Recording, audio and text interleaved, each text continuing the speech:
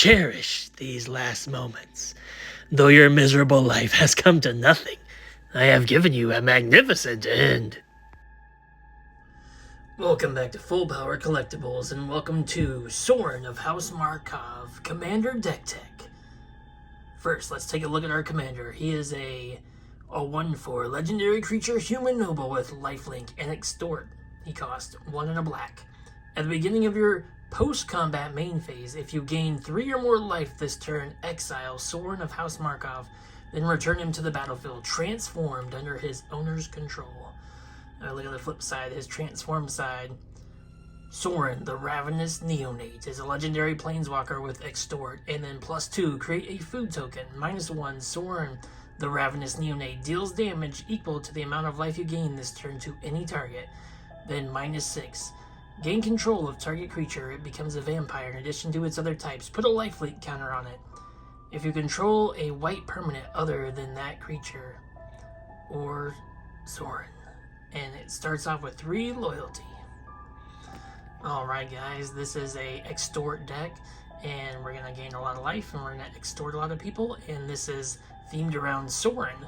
So we have a bunch of planeswalkers to look at, so let's start off with our planeswalkers of the deck. Our first planeswalker is Sorin, the Imperious Bloodlord. I got a really cool art for this one. He starts off with 4 loyalty, +1, target creature you control gains death touch and lifelink until end of turn. If it's a vampire, put a +1/+1 counter on it. Another +1 ability, you may sacrifice a vampire. When you do, Sorin, the Imperious Bloodlord, deals 3 damage to any target and you gain 3 life. And then -3, you may put a vampire creature card from your hand onto the battlefield. Sorin, the Vengeful Bloodlord, 2, a white and a black. For a legendary planeswalker with this static ability, as long as it's your turn, creatures and planeswalkers you control have lifelink. +2 ability, Sorin, the Vengeful Bloodlord, deals 1 damage to any target player or planeswalker. And the -X ability, return target creature card with converted mana cost X from your graveyard to the battlefield. That creature is a vampire. In addition to its other types, he starts off with 4 loyalty. Sorin, the Lord of Innistrad, legendary planeswalker, 3 loyalty +1 ability, create a 1/1 black vampire creature token with lifelink. -2, get an emblem with creatures you control, get +1, +0. -6 ability, destroy up to 3 target creatures and or other planeswalkers, then return each card put into a graveyard this way to the battlefield under your control. Sorin, the Mirthless, 2 and 2 black for a 4 loyalty planeswalker. Look at the top card of your library. You may reveal that card, put it into your hand. If you do, you lose life equal to its mana cost. -2 ability, create a 2/3 black vampire creature token with flying and lifelink. -7, Sorin, the Mirthless, deals 13 damage to any target and you gain 13 life. Sorin, the Solemn Visitor, 2, a white and a black for a 4 loyalty planeswalker, +1 ability. Until your next turn, creatures you control get +1, +0 and gain lifelink.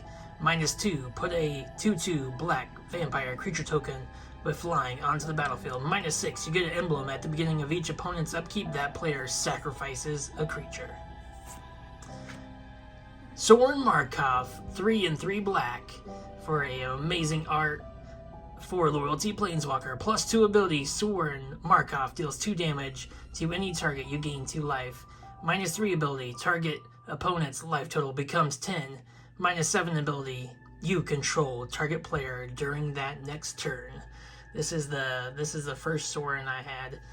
I had this one back in the day. This card was like when this was played in Commander. When I first started Commander, someone played this against me and they did this this crazy ability right here. Wow, it was just like, whoa, it's crazy.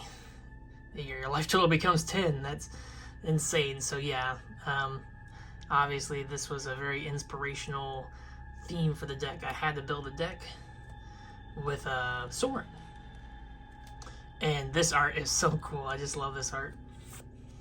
Alright, last planeswalker, Sorin, the Grim Nemesis, 4, a white and a black for a 6 loyalty planeswalker, +1, reveal the top card of your library. You may put that card into your hand. Each opponent loses life equal to its mana cost.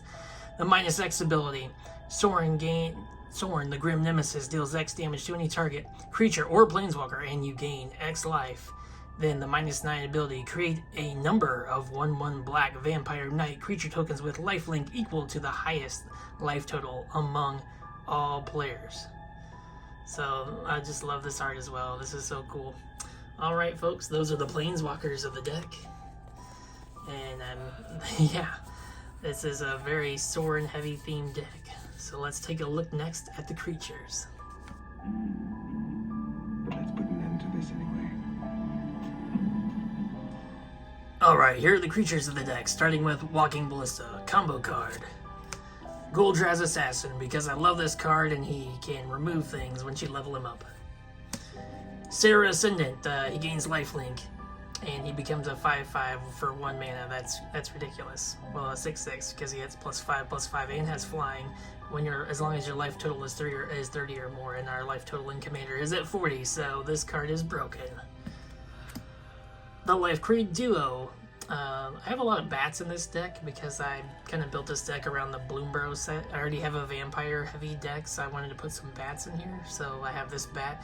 Whenever another creature you control enters the battlefield, you gain a life. So yeah, we gain a lot of life in this deck. Cruel Celebrant is a vampire, and whenever Cruel Celebrant or another creature or planeswalker you control dies, each opponent loses a life, you gain a life. Starscape Cleric. The Starscape Cleric. Whenever you gain life, each opponent loses a life. Elias Elcor, the Sadistic Pilgrim, Death Touch. Whenever another creature enters the battlefield under your control, you gain a life, and whenever another creature you control dies, each opponent loses a life. Suture Priest. Whenever another creature enters the battlefield under your control, you gain a life. Whenever a creature enters the battlefield under an opponent's control, that player loses a life. Blood Artist. Whenever Blood Artist or another creature dies, target player loses a life and you gain a life. Basilica Screecher has Extort and Flying, and it's a bat, so this is another way we can extort people. The Vainwitch Coven Menace. Whenever you gain life, you may pay a black. If you do, return target creature card from your graveyard to your hand. So we have some graveyard recursion here. Drana's Emissary, Flying. At the beginning of your upkeep, each opponent loses a life and you gain a life. The Nighthawk Scavenger, Death Touch, Flying, and Lifelink. Kembal, the Council of Allocation. Whenever an opponent casts a non-creature spell, that player loses 2 life and you gain 2 life. Vampire Nighthawk. This is another OG staple back in the day when I started Magic the Gathering. Flying, Death Touch, and Lifelink. Heliod the Suncrowned. Combo card with Walking Ballista. Indulging Patrician. Flying and Lifelink. At the beginning of your instep, if you gain 3 life or more this turn, each opponent loses 3 life. Denethor, Ruling Steward. Yeah, they have a Lord of the Rings here. At the beginning of your instep, if a creature died under your control this turn, make a 1/1 white human creature token. Then pay 2, sacrifice another creature. Each opponent loses 1 life and you gain a life. Luris of the Dream Den has lifelink, and you can cast permanents with a mana cost of 2 or less from your graveyard, so more recursion from the graveyard. Varek, the Warp Singear, Flying, Death Touch, and Lifelink. Whenever you activate an ability that isn't a mana ability, if life was paid to activate it, you may pay that much life. If you do, copy that ability, then choose new targets for the copy. Dark Star Augur, Offspring, 1 black, Flying. At the beginning of your upkeep, reveal a top card of your library. Put that card into your hand. You lose life equal to its mana cost. Vito, Thorn of the Dusk Rose. Whenever you gain life, target opponent loses that much life. Moonstone Harbinger, Flying and Death Touch. Whenever you gain or lose life during your turn, bats you control get bigger and gain Death Touch. Ranger of Eos enters the battlefield. Search your library for up to 2 creatures with a converted mana cost of 1 or less. Put them into your hand. Shuffle your library. So basically, he enters the battlefield. We find Walking Ballista, and then we combo off. Sangromancer, another OG card I had to put into this deck. Flying. Whenever a creature an opponent controls is put into a graveyard from the battlefield, you gain 3 life. Whenever an opponent discards a card, you may gain 3 life. Alinda, the Dusk Rose, lifelink. Whenever another creature dies, put a +1/+1 counter on Alinda, the Dusk Rose. When she dies, make a bunch of white vampire tokens with lifelink equal to Alinda's power. Crypt Gas, staple in pretty much every black deck. It has Extort, but more importantly, whenever you tap a swamp for mana, you add an additional black mana. Keeper of the Accord, at the beginning of each opponent's end step, if that player controls more creatures than you, make a soldier. If that opponent controls more lands than you, search for basic planes, put onto the battlefield. Vana, the Butcher of Magan, has lifelink and vigilance, then you may tap him, pay 7 life, destroy target non-land permanent. So it's removal, you just have to tap him and pay some life. Moonstone Uologist, flying. Whenever a creature an opponent controls dies, make a blood token. Whenever you sacrifice an artifact, put a counter on this guy, and then gain a life. Grey Merchant of Asphodel. Whenever he enters the battlefield, each opponent loses X life, where X is your devotion to black, and you gain the amount of life lost this way. So you can gain a bunch of life, depending on your devotion to black. Abdel Adrian, combo card. Aklazat, the Deepest Betrayal, legendary back god, had to be in the deck. Sun Titan, Graveyard Recursion for 3 costs or less. The Pontiff of Blight has Extort. Other creatures you have control have Extort. Vein Ripper, flying. Ward, sacrifice a creature. Whenever a creature dies, target opponent loses 2 life and you gain 2 life. Felidar, Sovereign, Vigilance, lifelink. At the beginning of your upkeep, if you have 40 or more life, you win the game. And then, of course, this is a Sorin deck. Avacyn, the Angel of Hope, definitely had to be in here. Flying Vigilance, Avacyn, the Angel of Hope, and other permanents you control are indestructible. So once you play her, all your permanents, including your lands and planeswalkers, everybody, indestructible. So yes, definitely had to have her in the Sorin deck. Alright folks, that's it for the creatures. Let's look at the artifacts.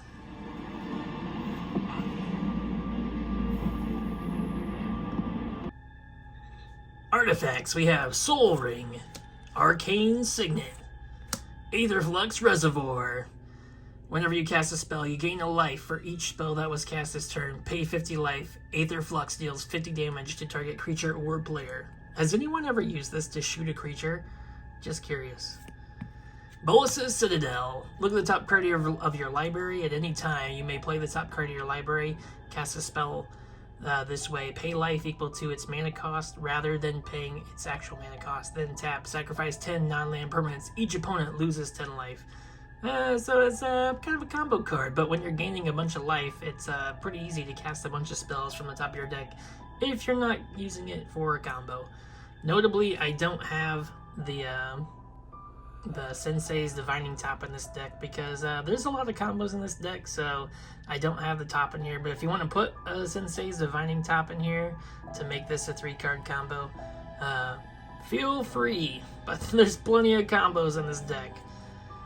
And we just have straight up win the game spells, so that's all the artifacts.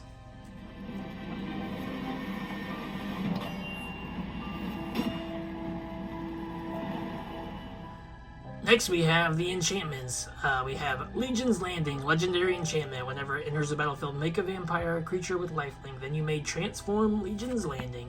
Blind Obedience has Extort, and then artifacts and creatures your opponents control enter the battlefield tapped.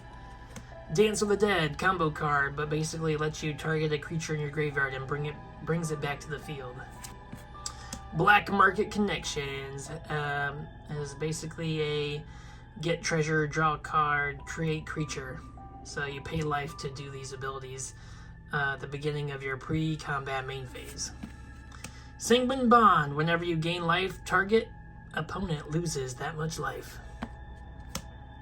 We have a Dazzling Theater / Prompt Room. Creature spells you cast have Convoke, and then untap each creature you control during the other player's untap steps. We have a funeral room / awakening hall. Whenever a creature you control dies, each opponent loses a life, you gain a life. Whenever you unlock this door, return all creature cards from your graveyard to the battlefield. And then we have Lich's Mastery, which it says it's hexproof. It's hexproof legendary enchantment. You can't lose the game. Whenever you gain life, you draw that many cards. Whenever you lose life, you have to exile permanents. And then, yeah, whenever you exile Lich's Mastery, you lose the game. So, you might... this is a card you might want to get rid of, but it is a lot of card advantage because you gain so much life in this deck. You draw pretty much your whole deck and find your combo. But like I said, it is a liability because if you take a bunch of damage and you have to exile this card, you lose the game. That's the last enchantment, by the way.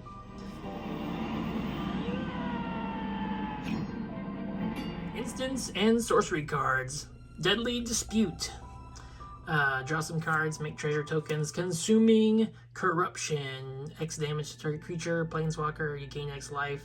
Number of swamps you control. Infernal Grasp, destroy target creature, lose 2 life. Fateful Absence. I tried to get a bunch of the instants and sorcery cards with Sorin on them. I didn't get all of them, but I did get this one. Destroy target creature or planeswalker its controller investigates. So you can kill creature, planeswalker, but they do get a clue. Mortify. Destroy target creature or enchantment. Very important. Destroying enchantments. Beacon of Immortality. This combos with our commander to kill 1 player. And then it shuffles back into our library. So, yeah. So basically with our... I'll explain that when I get to the combos. But yeah. You can kill 1 player with your commander. Exsanguinate. Each opponent loses X life. You gain life equal to life lost this way. Declaration Stone. Another Sorin themed card here. Exile target creature and all other creatures its controller controls with the same name as that creature. That player investigates for each non-token creature exiled this way. So definitely want to use this against token decks. Exile all their tokens, and they don't get to investigate a ton with their tokens. Read the Bones. Black staple card. Scry 2, draw 2, lose 2 life. Kaya's Wrath. Destroy all creatures. You gain life. So you gain life equal to the number of creatures you control that were destroyed this way. Cleansing Nova. Yeah, kind of sometimes you need to get rid of all the stuff. Artifacts and enchantments. And that's it for those. Father. Son. Last but not least, we have the mana base. So we have a Command Tower, Forsaken's Sanctuary, Caves of Koilis, Godless Shrine, Fountain Port, Urborg, Tomb of Yawgmoth, Phyrexian Tower, Concealed Courtyard, Orzhov Guildgate, Path of Ancestry, Orzhov Basilica, the Restless Fortress. Pretty cool art on that one. Then we have our basic lands. We have the really creepy swamps here. 10 of those. And then we have the plains. 9 of those. So yeah, that's our mana base. That's our deck list, folks. Let's talk about our combos of the deck.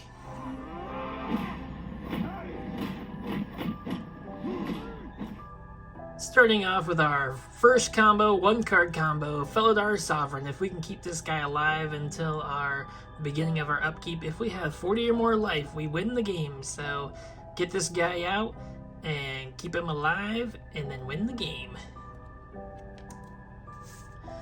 Next up, we have the 2-card combo, Heliod the Suncrowned and Walking Ballista.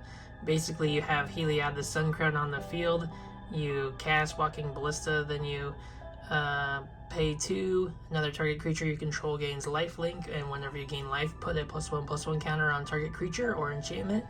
So you give Walking Ballista lifelink, you remove a +1/+1 counter from Walking Ballista to deal 1 damage to any target. That has lifelink now, so you gain another +1/+1 counter, and you just keep doing that over and over again until all your opponents are dead. So that is the 2-card combo. Alright, next we have Abdel and Dance with the Dead. When Abdel enters the battlefield, exile any number of other non-land permanents you control until Abdel leaves the battlefield. Then create a 1/1 white creature token for each permanent exiled that way. So with this guy in your graveyard, you can cast Dance for the Dead. You can bring him back from the graveyard. When he enters, you can exile Dance from the Dead with this ability, and then he will go back to the graveyard. And then Dance of the Dead will come back because it'll come back from exile because he left the battlefield. Then you target him again, and you just keep doing this loop. And then as long as you have other permanents and things you can exile, you just basically create a bunch of 1/1 white creature tokens. I forgot to mention Vein Ripper with this combo. As long as you have infinite white creature tokens, you can sacrifice them to give Vein Ripper ward, and whenever you sacrifice them with Vein Ripper's ward ability, whenever a creature dies, target opponent loses 2 life and you gain 2 life. So as long as you have this combo where you can make infinite 1/1s, you can sacrifice them to Vein Ripper to kill anybody. So this is a 3-card kill, kill, kill, kill, win the game combo. Alright, now let's talk about our most important combo of the deck with our Planeswalker flipped over to Sorin the Ravenous Neonate. And then we have our spell, Beacon of Immortality. This does cost 6, so we have to have Sorin on the field, and then we have to not have used his ability so far this turn. Then we cast the Beacon of Immortality. We double target player's life total. So whatever our life total is, we double it. So let's say it's 40. We double that, and that's 80. So it treats this as we have gained 40 life. So when we have gained that much life, 40 life, we use the -1 ability. And then Sorin, the Ravenous Neonate, deals damage equal to the amount of life you gain this turn to any target. So if we've gained 40 life that turn because of this, because we double our life total, then we just shoot somebody for 40 damage or however much life we gain. So could be who knows how much, whatever our life total is, double it, and then shoot someone. And then, like I said, this gets shuffled back into our library so we can do it again on another turn. So that is my favorite combo of this deck, and that is why I built Sorin of House Markov, besides the fact that I love Sorin and I love all the lore he has when he created Avacyn, and yeah, there's a lot of lore. But yeah, I hope you guys enjoyed this deck. Hope you guys enjoyed all the combos. Thank you for watching today's video. Don't forget to leave a like, comment, and subscribe for more deck techs. If you need the deck list for this deck, check out the description below for the Moxfield link, or check out this QR code on your screen. Until next time, adios.